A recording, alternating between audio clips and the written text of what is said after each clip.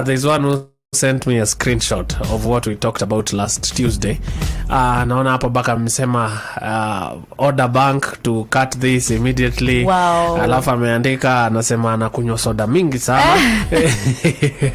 So yeye alisema ata reduce intake ya soda. Alafu anasema pia raha kuna venye ameona imsaidii. Raha si ati anakunywa tei lakini ana overspend in kukula mavitu in the name of kuambia mwili pole. Yeah, so just to tell you on Tuesday uliguza kijana mahali alikuja mbio sana hapa akinionyesha screenshot. Wow. And I said we're going to break down matters money. We're talking about tuliguza savings kidogo last week. Of course tutaenda tuongele mpaka investment and stuff, money discipline. And I'm also planning even to have many people here talk about mapesa and biashara. Because our young people need to realize you start early the better. You start at 20, 21, 25 nini, you have a room to make a mistake and start again. No, somebody told me Karisu ukifika 40 ka ujaanza biashara yako ni noma. Hapo ndio mtu hii sasa anataka kwenda high school, hapo ndo nini na nini lakini saa hizi unaweza jaribu. So what are we talking about today, Dinah? Today we want to talk about the 4 pillars of personal finance. In short, what we call them is a financial quadrant. So it touches on income. And income kuna kama expenses and all that. Then we have savings and investments. Then we have protection, that is insurance and all that. And then we have retirement. Just the things we should be thinking about once money comes into your mind. Wow. So the conversation is around pillars of personal finance. And we are live on Facebook, by the way. We are live on Facebook, hata YouTube pale. Unaweza enda pale utuambie kama unatupata vizuri, sauti iko vipi.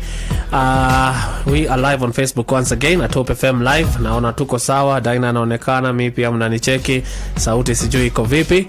So Dinah, let's start with number 1 and that is income. Yeah, so when you talk about personal finance, now you said number 1 is income. Yes. What should people know, or our young people know? First of all, like we talked about last week, we tulisema mambo ya pitipati tumeacha. So we have accepted that we don't need to wait for someone to employ us. Kwanza the digital world nowadays has really set us up for a lot of opportunities. You get on TikTok, unapata it's a marketplace. People are selling things.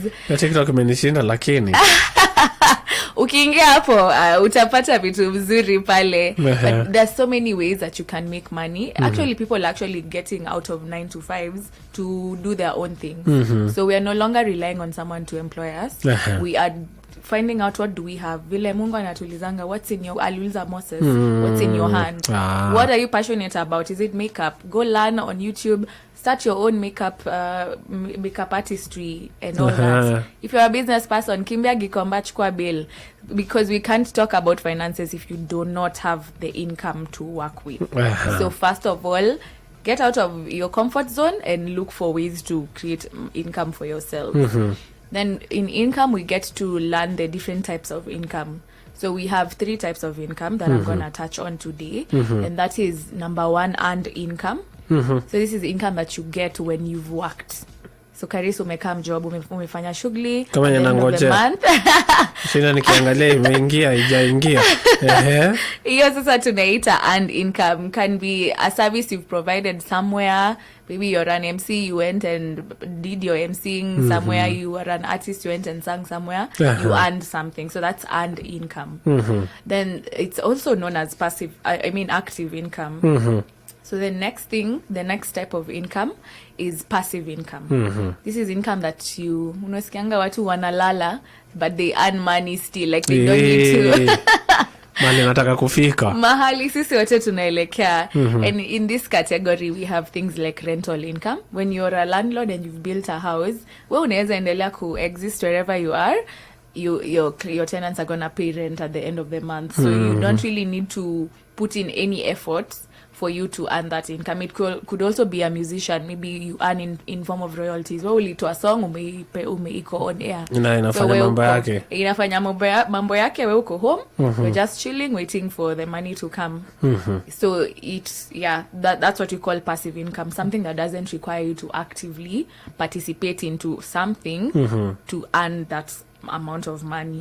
Then after that, we have a portfolio income. Aha. A portfolio basically, especially a financial portfolio, is something like you've put your money somewhere.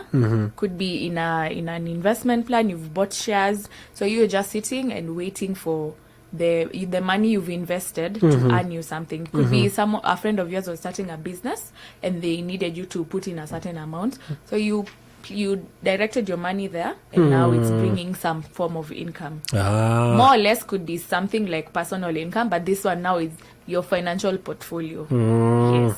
So those are the three. When you're looking for how can I be earning money, you could consider those three. And income, passive income, portfolio income. Wow. Napenda hapo kwa passive income because hapo ndo vijana wengi wanaenda siku hizi. Kijana anaanza tu kitu. Singine mimi wana hata online. Inasema watu. Nasikia mtu analipa rent na comedy. Facebook and stuff. You're like, wow, these are good opportunities if we use such platforms vizuri. So number one, income. And of course kuna mtu amekuwa hapa amekaa tu akingoja andikwe kazi. Maybe pia hii ni call ya angalia interest yako. Ka bundles kidogo unaingia unashindaga nako hapo online, unaweza learn skill. Kuna mrembo hapa hivi kwa ofisi amekuwa ki learn coding.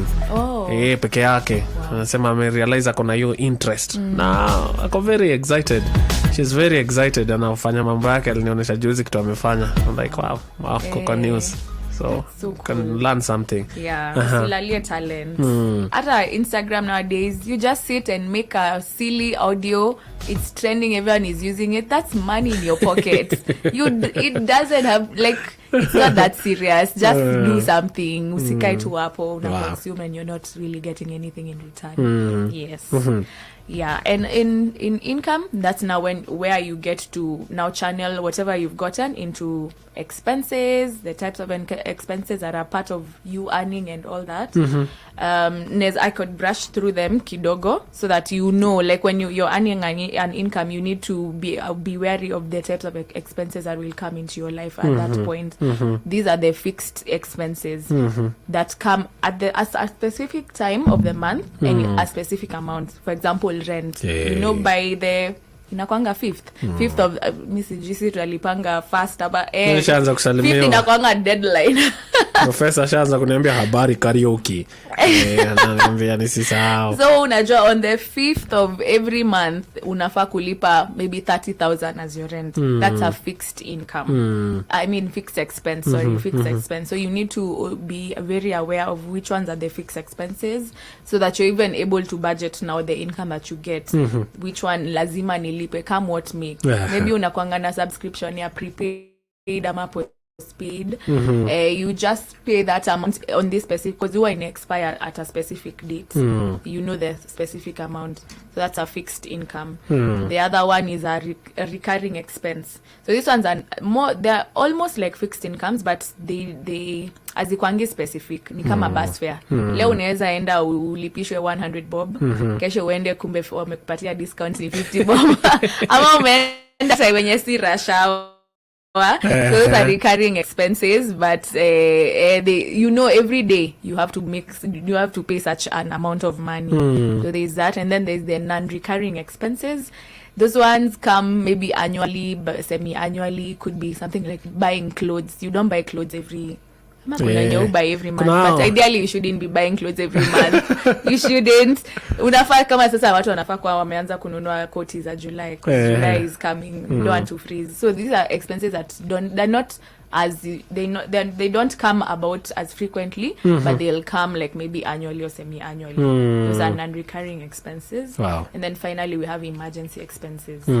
These are expenses that you don't plan. You can't plan for them because you don't foresee them, but when they come, they really hit you big. And that's where an emergency fund, the one we talked about last week, an emergency fund comes in handy during such expenses occur. Wow. Yeah. Wow. And these are things every young people, every person tuned in who gets money needs to know. Yes. They need to be at your fingertips. They do. Yeah, like this is what I get, this is my expenses, Yes. this is hii naweza lenga, hii siwezi lenga. Hii itategemea nikiamka saa 9, hii naweza punguza. Nikilala hii itaongezeka. Yes, yeah. Wow. Well, we're talking about pillars of personal finance, and there is Cyrus King anasema pamoja sana hapa. Emily Mbogwa anasema wow, to see you Wangare. Good to see you Wangare on this platform, great insight there. Types of income anaziandika tu hapa. And passive portfolio. There is jamaa anaitwa Lafta mmoja hapa Wasiga anasema following. And I think we get to go to the other side of the studio for some habari za biashara, alafu tutaenda tuingie pillar number 2 if you can allow me to do that. Yes, Sindio?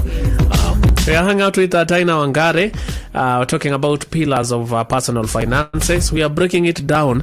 Ile venye hata ule ujashika pesa bado, unaweza jua ile siku ntashika pesa, these are things that I need to know, these are things that I need to start with, and this is how I am supposed to plan myself. Wow. Hope FM, another quality service from Christ, is the Answer Ministry. Amazing God, amazing God, no, you always... Shajara ya biashara na Faith Kaulu. Hujambo msikilizaji na karibu.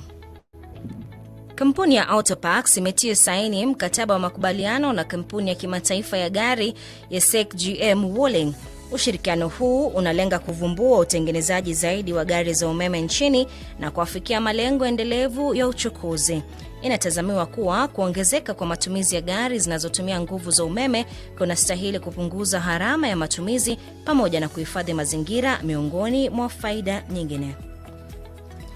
Watengenezaji wa vifaa vya matibabu na kinga Fulcare Medical Sales Limited wanapanga kuwekeza shilingi bilioni 14.1 katika kituo cha uzalishaji cha kisasa cha Tatu City kilichoko kwenye eneo maalum la kiuchumi. Kampuni hiyo ya Singapore imeahidi kuleta wateja kutoka Marekani, Ulaya na hata wengine kutoka bara la Afrika. Awamu ya kwanza ya mpango huu unatarajiwa kutengeza nafasi 1,000 za ajira nchini na kutoa huduma kwa hata wateja wa kimataifa. Na nje ya mipaka yetu ni kuwa maduka makubwa nchini Uingereza yanalaumiwa kwa kudandia hali ya kiuchumi nchini humo ili kujinufaisha kwa kuongeza bei ya bidhaa kupita kiasi. Baadhi ya wamiliki, wakurugenzi na hata viongozi wakuu wa maduka hayo waliofika mbele ya bunge leo hii wamekana madai hayo, wakisema kuwa licha inavyokisiwa maduka hayo yamejaribu kuwakinga wateja wao kutokana na makali ya kuongezeka kwa gharama ya maisha. Wamiliki wa maduka makubwa wamejitetea kwa kusema kuwa wanajaribu jinsi wawezavyo, wakiwaomba wasambazaji na wazalishaji wa bidhaa tofauti kupunguza bei vilevile. Ni hayo tu kwa sasa. Jina langu ni Faith Kaulu. Kwa heri. Shajara la biashara. Amazing God, no, you always come through for me. Amazing God, amazing God, amazing God, no, you always come through for me. Amazing God.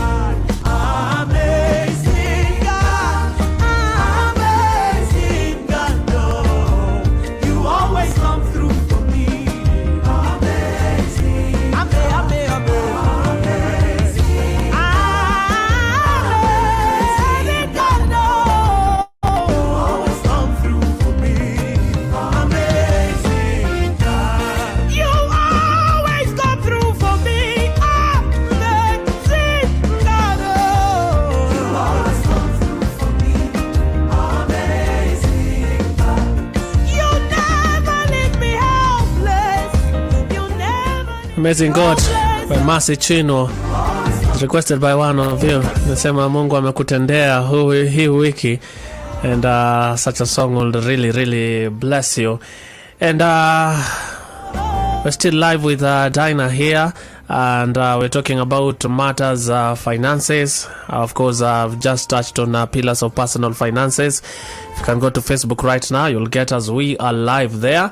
And my name is Mankaris, and my guest this Tuesday is Dinah Wangari. She is a financial advisor or a financial expert. You want to talk money, you want to know mahali kuna leakage kwa hiyo roof yako inaitwa besha. Yeah. She is the person for you. We talked about money as the first pillar of personal finances, and that you have to be very aware of what you get and the reality of what you have. Ndio ujue utaishi wapi, utasave nini, utakula nini. Na hapo ndo naona vijana wengi, of course with age, kuna watu wanasema age na kufundisha hizi vitu, lakini kuna ma young men wenye wanapata simu. Hata saa hizi Naivasha wameanza kwenda hapo kwa police station, watu wamepoteza million. Kijana alibeba tu million akaenda nayo Naivasha, mwingine amepoteza 300k, 400k, 500k. Ukijua pesa vizuri, mistake kama hizo zika happen. Yes. So we're still live, and people are loving this conversation. Of course, you can always write in 20933 is my SMS number. 0717400555 is my WhatsApp number. Dinah, pillar number 2. Pillar number 2, savings and investments. We really talked about it in depth here last week.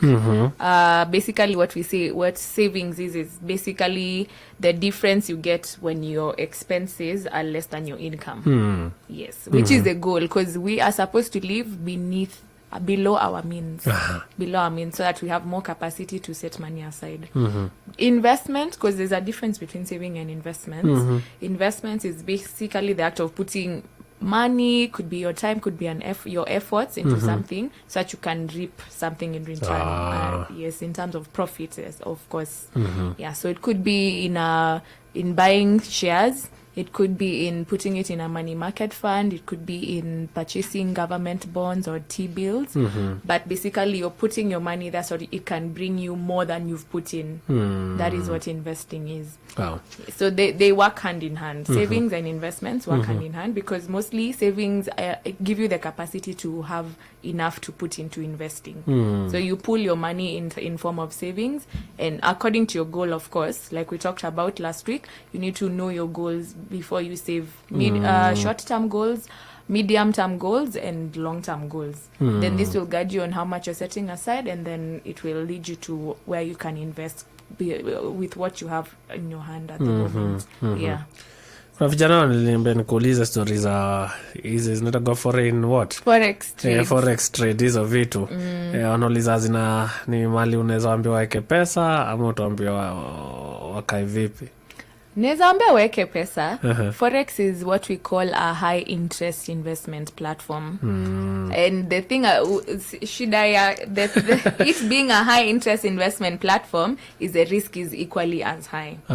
So inadepend na risk appetite yako. Unajua neza kuja kwako Karisi uniambie mimi niko na 100k, ikipotea ni sawa, like it's part of the game. So kirudi nitafurahia. So inadepend na risk appetite yako. Kama wewe ni mtu so ni pesa uko ready kupoteza. Uko ready kupoteza. Na uzuri wake when it gives you returns, it gives you very good returns. Thank you for being truthful. Si mahali pa kuenda hivi kimalamala, by the way. Make sure umejisecure. Kama hiyo 100k ndo yako mbele nyuma, alafu weke hapo kila kitu ipotee. No.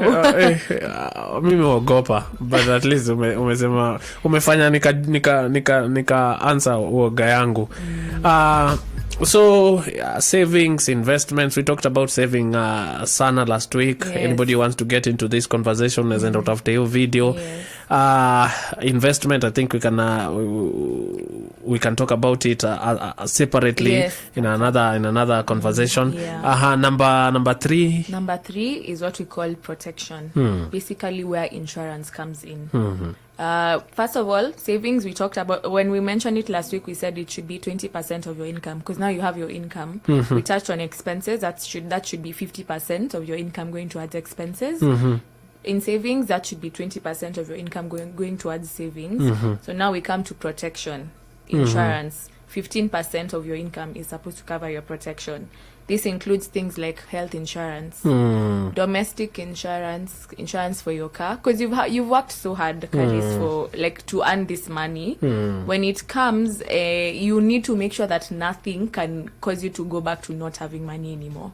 Something like health insurance, you never know. Like, none of us take it hoping to get sick, but when the sickness hits, inakujanga. Now we hear it being said that you are a medical bill away from being bankrupt, because you never know. Tunaingizwa kwa so many WhatsApp groups to raise money and all that, when it could have been as simple as purchasing a health cover. And when that sickness comes, it doesn't shake you as much. You're still able to maintain your savings and investments without depleting them to sort this bill. Domestic cover, in case someone comes kwanza squeezy with employment is an issue. Insecurity has really grown, so someone can come break into your house, umenunua the best of furnishings in your house, alafu mtu anakama anaiba anakurudisha zero. That's something insurance can be able to take care of, and you're able to continue with your life. Personal accident, you've walked out, a personal accident cover is actually as low as 1,200. You can get a personal accident cover. You've walked out here, umeanguka, it's an accident, umevunjika mguu, so utarudi kwa mfuko kulipa. No, a personal accident should be able to take care of that. So yeah, protect your hard-earned efforts. Protect them no matter what. Yeah. That's another topic on its own there. It is. Because mtu ataniuliza, Karis, nahitaji pesa ngapi ndio nianze kusavia hizi vitu, ndio ninge kwa insurance, ndio nifanye nini? And even something as simple as umeenda hosi. And I want to also to urge young people here, take these covers for your parents. By the way, it's so sad. Mzazi anaumia huko nyumbani na wewe unaweza mlipia hata hiyo 500, 600, 1,000 every month. Na anatibiwa. We can talk about how these funds zinatumiwa vibaya stuff, but it's not reason enough to not pay for our old ones and our loved ones also. So na kijana unaweza pia. Wow. Insurance is not for the rich. Hiyo nayo imesema vizuri. Kwa mtu anauliza nikuulize story ya Bitcoin. Manze vile watu wameoshwa Bitcoin hii Kenya. Mimi naweza sema ni idea poa, lakini kwanza mimi na watch kwanza nione vile ina develop. Bitcoin ina fall to kwa category yenye nimekuambia, high interest, high risk. Like ziko zinaendea shana hivi. Ukiangalia interest yenye unapata, kama it's more than 10%, just know the risk is equally as high. So you need to make sure you're able to participate. Anakuja anafungua tu kampuni hapa, unaingia na every day una pesa yako inazaana. Hata una withdraw, anakuallow withdraw mara moja, mara mbili. Alafu ile siku sasa unaweka, kuna mwingine mama yake alikuwa amempeleka kotini because the mother aliingiza mom, akachukua 180k ya mom akaeka hapo because ile 20k alikuwa ameweka ilikuwa inajilipa. So apparently they wait until you guys fully trust. Then siku moja una log in, unasikia website iko under construction. I love what you said. Mimi naweza sema kwanza, it's a new thing. Every new thing should be taken with caution. Angalia, jifunze, ona vizuri before you get your money there. That's true. Wow. I think we have time to talk about pillar number 4. Today we're just touching on pillars of personal finances, and this is a series. So ukifuata leo ufuate, Tuesday ufuate, you get what we're trying to do here. Pillar number 4. Pillar number 4 is retirement. The thing that everyone thinks they'll never get to, but when you get there, inakuramba. Just being able to set aside, because there's gonna get to a time when you're like 60, Karis, you can no longer come to the studio to talk to people because it's your time to rest. that should not stop you from living the same lifestyle that you are living when you are able to go to work. That's what retirement should be. Your pension should be all about. Sit down. How much sustains you right now? That's the same lifestyle we should be maintaining when you're done now. You're sitting at home in your retirement home, ukiangalia mbuzi zako na nini kuku zako. Kikula mapera kwa mti wangu wa mapera. Imagine. We are told that your children should not be your pension plan. Black tax. Ati sasa unapiga nilikuchunga, nilikulipia school fees, it's your time, take care of me. Huyo mtoto akukuambia umzae akukuambia. And they should take care of their parents out of respect and all these things. Not out of but obligation. Also your retirement plan should not be your kiddos. Because also you don't know what will befall them. You don't know what issues they'll have as they grow up. And they'll have their own family.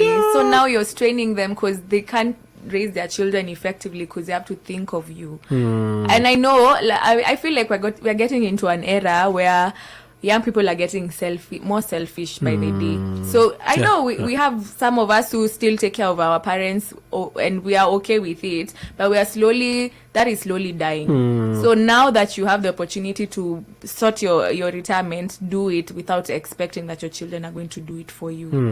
Take care of yourself. Wow. Yeah. Retirement. Mtu anaweza anza tu na Kenya yako nayo. Unaanza na, do you know kuna individual pension plans worth 500? You just decide 500. Hata si NSSF iko, that's 200. There's retirement plans worth 500 bob. Every month you can decide to be putting 500 bob towards that.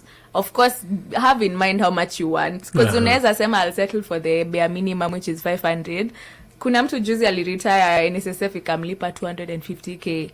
That is supposed to take care of you for how long in this economy. So be wise when you're setting money aside. Know how much you will need for retirement to sustain your life. And this you can do. You can get yourself something called a provident fund.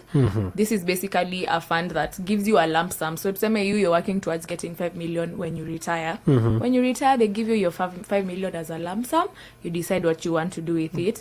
Or alternatively, you could do an annuity. An annuity basically is like buying yourself a sort of an income for the rest of your life until you die. Wow. Yes. Acha sound kama new information leo. But ikue kwa fingertips zako growing up, moving forward. And this is why we do this here, so that this information inakuwa new kwako leo, lakini inakuwa something that you have it kwa fingertips. When you get employed, when you get the money, when you get biashara going, when you set up your business, because you guys are going to do that. Even the wisdom as pertaining the biashara you do right now. Maybe unaona tuko kwa madeni sana kwa as a business because hatujangalia hapa. And then, you know what? Nakuwa tu sawa. Dina, thank you for coming. Thank you for having me. Nashukuru sana. We'll do this again. Right. I think now we'll break down these pillars and have a good time of talking about these things. Tuangalia, even with the lowest you have, you can do this. With the amount you have, you can do this. Because vijana, hakuna tutawapatia reason ya kukaa tu hivyo. Tutawapatia reason ya kuanguka kwa kitu inaitwa ignorance. Kila knowledge hata ya shilingi moja ni very, very important. That's very true. And in case they want to get to me, because finances are very personal, naweza kwa hapa nimewapatia general view na maybe wewe uko a certain level, you can reach out to me. I'm wangare.gichohu on Instagram, on Facebook as well. You can reach out to me. Thank you, Dina. We'll do this again next Tuesday. Utatokea tena? Nitakam. I hope you've learned something, and God